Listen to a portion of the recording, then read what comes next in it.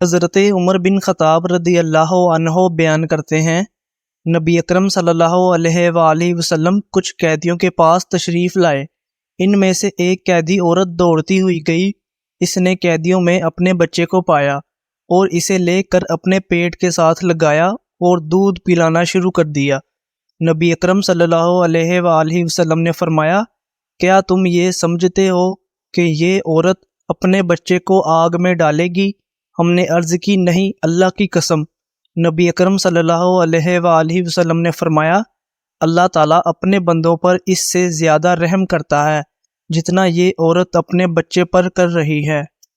حضرت جابر رضی اللہ عنہ بیان کرتے ہیں، ایک دیہاتی نبی اکرم صلی اللہ علیہ وآلہ وسلم کی خدمت میں حاضر ہوا اور عرض کی، یا رسول اللہ صلی اللہ علیہ وآلہ وسلم، جنت اور جہنم کو واجب کر دینے والی دو چیزیں کیا ہیں؟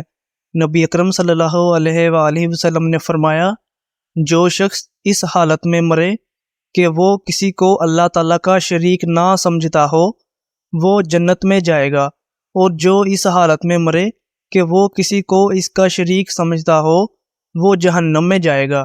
اس حدیث کو امام مسلم رحمۃ اللہ علیہ نے روایت کیا ہے۔